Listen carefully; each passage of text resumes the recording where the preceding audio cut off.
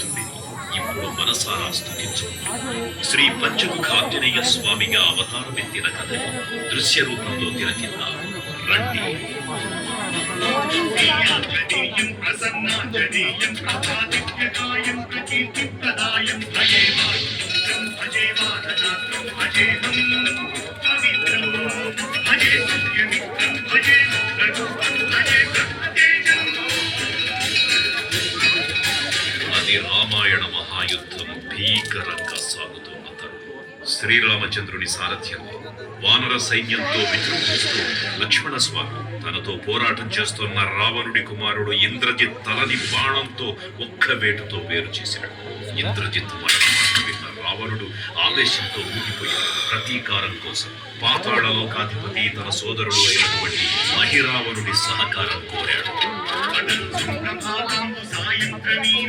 సంకీర్తనలు చేసి నీ రూపు వర్ణించి నీ మీద నేదండ నీ మూర్తి గావించి నీ సుందరం పెంచి నీ రాసదా సుందరై రామభక్తుండనై నిన్నునే కొలిచెదను.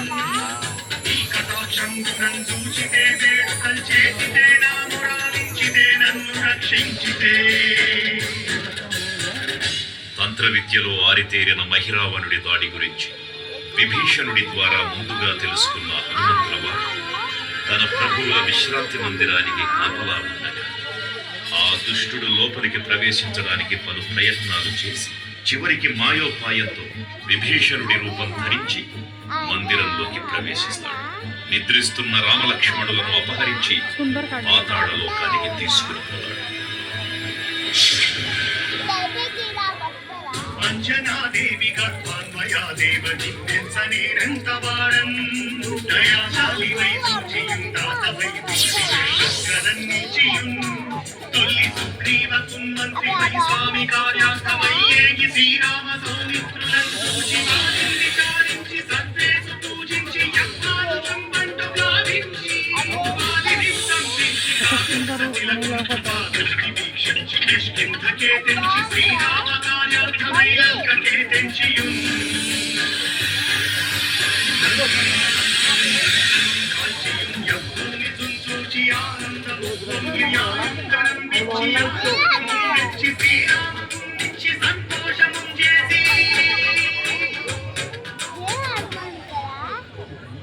తన ప్రభువులను కాపాడుకోవడానికి వాయువేగంతో పాతాళలోకానికి చేరుకున్న ఆంజనేయ స్వామి సగం మొసలి సగం వానర రూపంలో ఉన్న వింత జీవి ముఖద్వారం వద్ద కాపలా కాస్తూ కనిపిస్తాడు.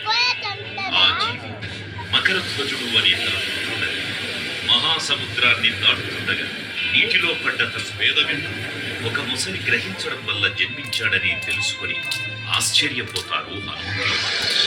తన పుత్రుడిని యుద్ధంలో ఓడించి పాతాళలోకంలోకి ప్రవేశిస్తాడు.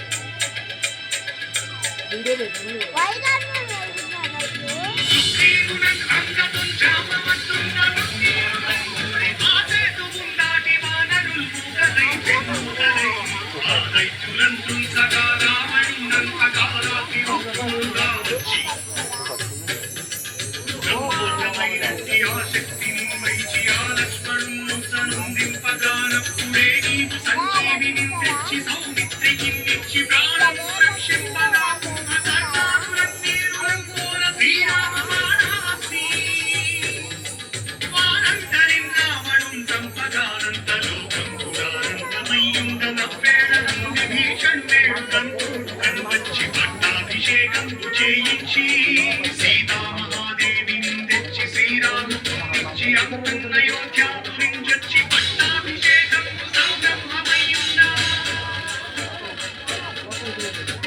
పాతాళలోకంలో అడుగుపెట్టిన పవన్పుత్రుడు మహిరావణ మరియు అహిరావణ సోదరులు ఐదు దిక్కులలో ఉన్న 5 దీపాలను ఒకేసారి ఆర్పడం ద్వారా మాత్రమే వారి మరణం సంభవిస్తుందని చెప్పగా అప్పుడు మహాబలి 5 ముఖాల ధారణ చేసి పంచముఖ ఆంజనేయునిగా అవతరించి ఏకకాలంలో 5 దీపాలను ఆర్పివేసి ఆ దుష్ట సోదరులను తుదముఖిస్తారు.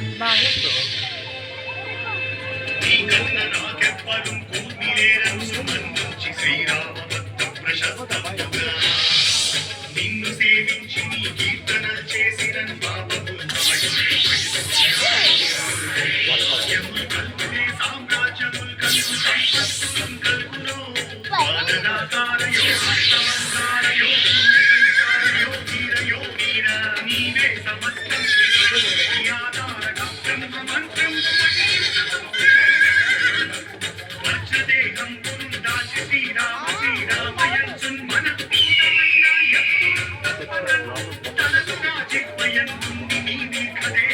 त्रैलोक्य संचारिवै रामनाम संचारिवै संपदेश्वरा कल्लोल वीर हनुमंत ओंकार शब्दं तुलं भूत प्रेतं तुलं पिशाचं तुलं शाकिनी रागिनी चातुलं काली दెయ్యం तुलं नीदु वारं तुलं చుట్టినే రంగుళం పట్టి నీ ముష్టి ఘాతం तुलं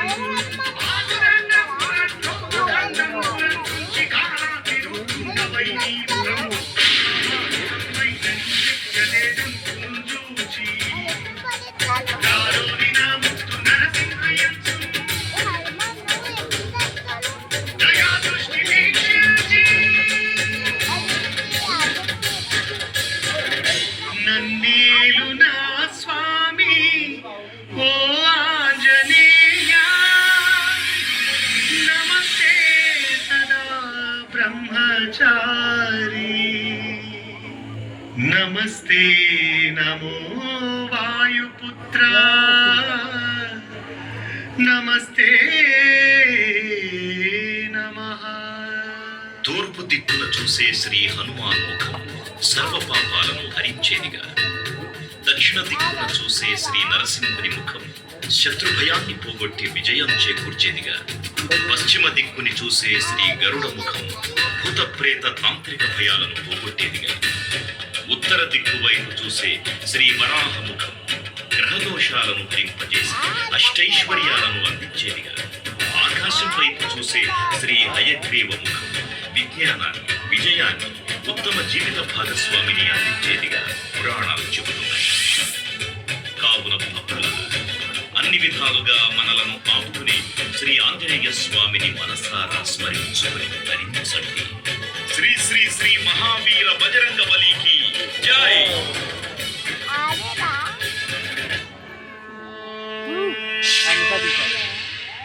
జై శ్రీరామ్, జై జై శ్రీరామ్. ఇప్పుడు 60 అడుగుల శ్రీ అభయాంజనేయ స్వామివారికి మహాహారతి కార్యక్రమం నిర్వహించబడుతుంది. కావున భక్తులు శ్రీ అభయాంజనేయ స్వామివారి సన్నిధికి చేరుకోవలసిందిగా కోరుతున్నాము. జై శ్రీరామ్, జై జై శ్రీరామ్. జై శ్రీరామ్, జై జై శ్రీరామ్.